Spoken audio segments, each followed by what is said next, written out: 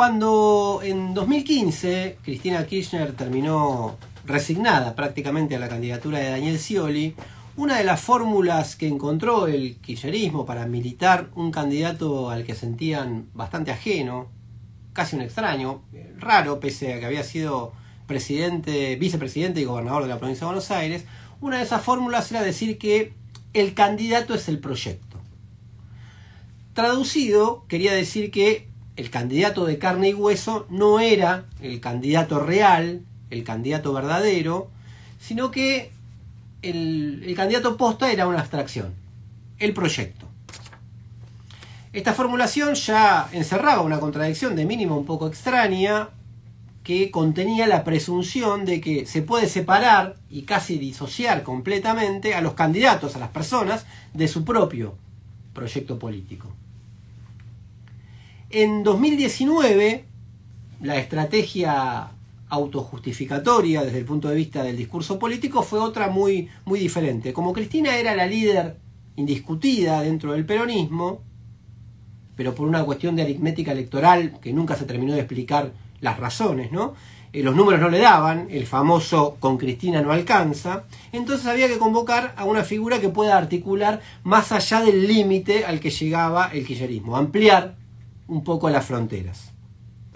Abro un paréntesis en este punto, porque muchos de los ideólogos o incluso referentes intelectuales que se referencian en el kirchnerismo, cuando hablan en abstracto, dicen que la clave de la política, que una de las claves de la política es correr los límites, ampliar el universo de posibilidades, cambiar las relaciones de fuerza en última instancia. Ahora, si ustedes miran las opciones de la última década, fueron impuestas por los límites. Los límites diseñaron, dieron forma a los candidatos verdaderamente. Cierro paréntesis.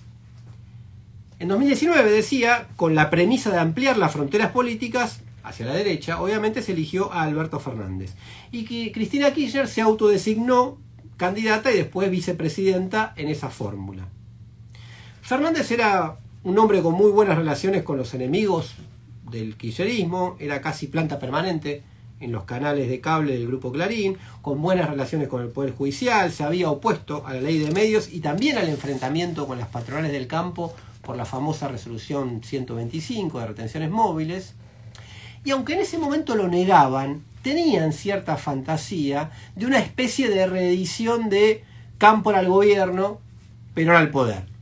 Por la experiencia de aquel retorno de Perón en los años 70, que estaba impedido de presentarse legalmente por las condiciones que había impuesto la dictadura de Lanuse, designó a Héctor Cámpora, que tuvo 49 días y renunció, o lo renunciaron. Habría que leer Conocer a Perón, tendrían que leer Conocer a Perón de Abal Medina, que cuenta un poco los avatares de esa renuncia, bueno, para que se elija al verdadero jefe, que era el propio general Perón. El razonamiento, en ese momento, en 2019, que no se podía decir, era que el candidato es el proyecto, eso ya no se podía decir, sino que básicamente el candidato no existe. Una fantasía un poco infantil que creía que podía engañar al poder real o a parte de la sociedad porque le mostraba en la vidriera un candidato que podían comprar, pongo entre comillas, pero que los hilos iban a seguir estando en manos de Cristina Kirchner y del kirchnerismo. De ese experimento surgió un gobierno caracterizado básicamente por los vetos internos, los bloqueos mutuos, que fue todo lo que cruzó la administración del Frente de Todos en estos 4 años, ¿no? Como dijo Martín Rodríguez, un gobierno con VAR, como en el fútbol, ¿no? Cada medida que tomaba Alberto Fernández venía el VAR y le decía, esto hay que revisarlo, y esa fue la dinámica del propio Alberto Fernández. La elección de Massa ahora para estas elecciones, como ya dijimos en este espacio, es una reedición un poco de esas opciones, pero con un salto en calidad por las características del candidato, sus relaciones con el poder real, empresario, judicial, etc. Como escribió Diego Genú, que es una referencia obligada para el tema Massa, porque él escribió ya 2 libros sobre él, él escribió antes de que se designe a Massa que el eventual ascenso de Massa como sucesor de Cristina en el peronismo representa para los círculos del poder financiero internacional una posibilidad muy concreta que desean con tanta o más intensidad que sus voceros locales. Así como Macri ilusionó a medio mundo con el espejismo de que podía ser el nombre o el hombre que dejara atrás la Argentina populista con un proyecto sólido y duradero, sigue Genú, Massa representa como uno de los más firmes candidatos para decretar el peronismo o el fin del peronismo kirchnerista. Lo que en Macri era una promesa de arrasar con los vicios del estatismo peronista ligado al PJ institucional, que se le parecía demasiado, podría ser en este Massa reciclado una variante no traumática en la que el cristianismo cediera manso y sin remedio a su propia extinción. Esto escribió Diego Genud en La Revista del Poder.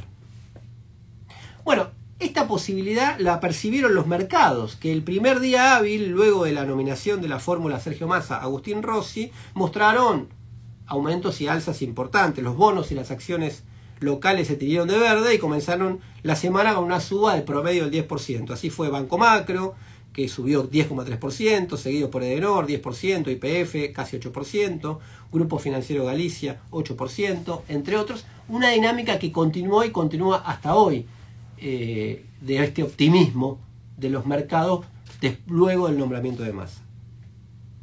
Bueno, Massa ya no cuenta con el peso territorial que conquistó en 2013, cuando representaba el descontento de un sector social bonaerense y ganó las elecciones de medio término, tenía aliados a intendentes en la provincia de Buenos Aires y ganó en toda la provincia.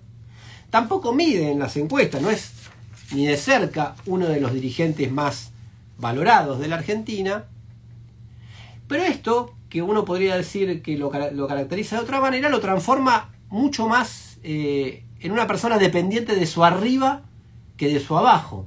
Me explico, si uno tiene un electorado al que responderle, quizá tiene alguna limitación para hacer algunas cosas. Al no tenerlo, depende mucho más de su sistema, de la botonera de su sistema de poder, que de responder a un electorado propio. Pero en el fondo mostró, o en la realidad mostró, mucho mayor capacidad y voluntad que Alberto Fernández para realizar su proyecto político. En el camino de esta caótica designación, recuerden los días del cierre de lista del candidato de ahora Unión por la Patria, quedaron las exposiciones con tono de seminario académico que Cristina Kirchner brindó en distintos lugares del país en el último tiempo y en las que reclamaba un programa que debería ir más allá de los nombres y las candidaturas. Todo eso se transformó en papel mojado, en mero discurso, porque ¿cuál es el programa? Una vez designado Massa, ¿cuál es el programa? De hecho, Massa tuvo todos los programas, porque básicamente no tiene ninguno. Con Massa, la etiqueta que le pusieron a Scioli se vuelve casi más literal. El candidato es el proyecto, pero en el sentido literal del término. No hay proyecto más allá del candidato. Y si miramos con detenimiento toda su trayectoria y su práctica de estos últimos tiempos al frente del quinto piso del Ministerio de Economía, la realidad es que el candidato es el ajuste. Como eso es lo que hay dentro del ex Frente de Todos, comenzó el operativo que se va a intensificar en el próximo mes hacia las PASO para maquillar al candidato. Empezaron a decir que se peleó con el Fondo Monetario porque el Fondo Monetario no quería que se incluyan las obras del gasoducto Néstor Kirchner en el presupuesto de este año, y Massa dio una batalla, pongo la comilla, que cambió esa realidad. Ponele. Quieren mostrarlo como una persona sensible o que le interesan los derechos humanos, cosa que no le interesó nunca en su vida. Y el complemento de este maquillaje es una política básicamente de olvido.